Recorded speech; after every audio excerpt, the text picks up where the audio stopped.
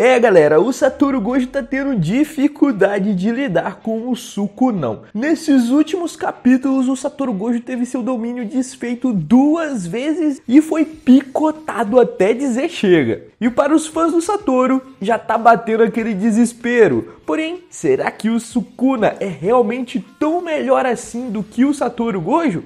É isso que a gente vai ver no vídeo de hoje.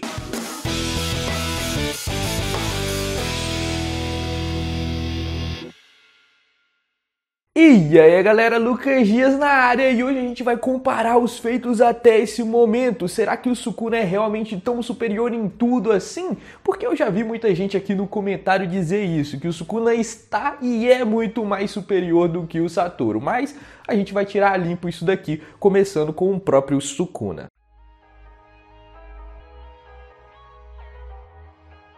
Sukuna é o personagem com a maior quantidade de energia amaldiçoada disparado. Ele tem mais do que o dobro do que o Yuta, segundo o próprio Yuta, o que significa que é muito mais do que o próprio Satoru Gojo, já que o Yuta possui mais energia do que o Satoru Gojo. A consequência disso é que o Sukuna tem o potencial de ser mais resistente, mais forte e mais rápido do que o próprio Satoru Gojo, tudo isso por conta da sua quantidade absurda de energia amaldiçoada.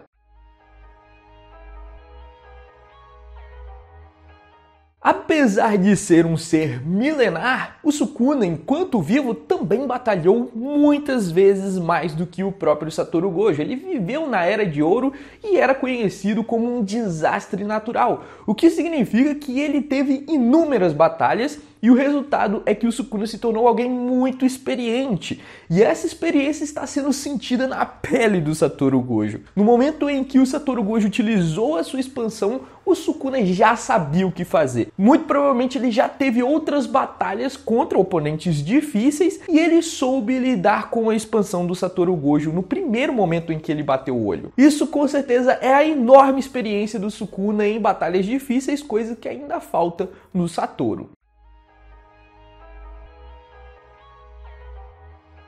Sukuna e o Satoru Gojo já estão elevando o nível da luta em patamares nunca vistos antes, mas é só o começo, porque o Sukuna ainda nem mostrou metade do que sabe. Além das habilidades do próprio Megumi, que ele nem começou a utilizar, ainda tem algumas próprias habilidades dele que ele não explicou direito, como a flecha de fogo. Isso faz com que o Sukuna tenha um leque de habilidades muito maior do que o Satoru Gojo, até porque tudo que o Satoru já tinha mostrado até o momento, ele mostrou nessa luta. Ele já mostrou o raio vermelho, roxo e até mesmo a sua expansão de domínio.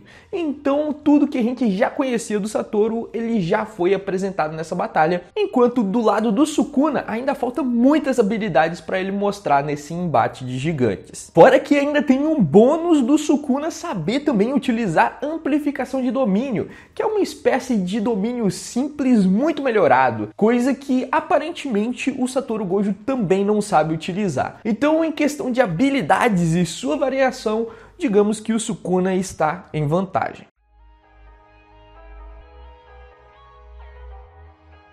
Pode parecer engraçado ao primeiro momento, porque isso daqui não é algo que a gente imagina em uma batalha de gigantes assim, mas o Sukuna demonstrou que teve uma ajudinha do Kenjaku. O Kenjaku passou informações muito preciosas para o Sukuna e que já foram úteis para o Sukuna destruir a expansão de domínio do Satoru Gojo pela segunda vez. O Kenjaku também é alguém milenar e muito experiente, muito inteligente e muito estrategista, que já provou seu valor ajudando de forma decisiva o Sukuna nesse último embate de expansões de domínio. Já do lado do Satoru Gojo a gente não tem alguém assim. O único que pode ajudar o Satoru Gojo de alguma forma é o próprio Itadori, que pode ter passado ali a informação de que a expansão de domínio do Sukuna não possui barreira, mas isso é tudo que o Itadori consegue fazer. Sendo assim, em questão de ajuda e informação sobre o seu oponente, com certeza o Sukuna está em grande vantagem.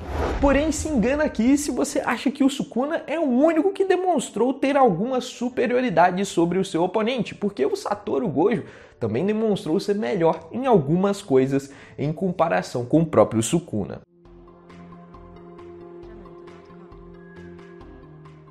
A galera fica focando muito no ilimitado do Satoru Gojo, que dá a oportunidade do Gojo utilizar o vermelho, o azul, o roxo, todas essas habilidades muito chamativas, mas na minha opinião o que está fazendo a maior diferença aqui são os seus 6 olhos. Isso porque com essa habilidade, além do Satoru Gojo conseguir muita informação do seu oponente, ele também consegue utilizar muito melhor tudo aquilo que ele já tem e faz até mesmo com que o Satoru Gojo possua um controle melhor da sua energia amaldiçoada, melhor até mesmo do que o do próprio Sukuna, e foi deixado isso bem claro no momento em que ele teve que tancar a expansão do Sukuna. Isso não seria possível sem os seus 6 olhos. A precisão e velocidade com que o Satoru Gojo se curava só era possível graças aos 6 olhos e graças à eficiência desse poder que o Satoru Gojo herdou. Por isso, em questão de controle da energia amaldiçoada, o Satoru Gojo é muito superior.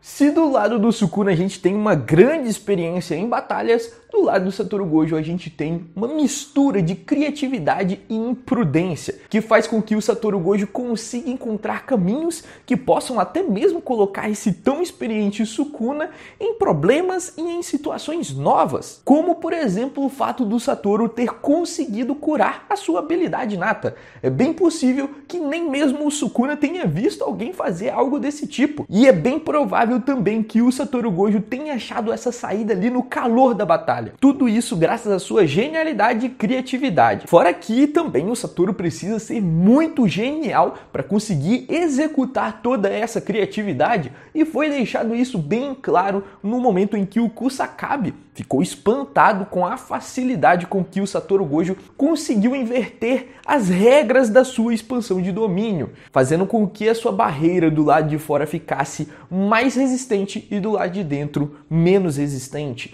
invertendo o conceito natural de uma barreira. E tudo isso por causa da criatividade e também da genialidade que faz com que o Satoru consiga executar tudo isso que ele pensa. Ou seja, com essa criatividade, eu acredito que o Satoru consiga tirar o Sukuna de sua zona de conforto.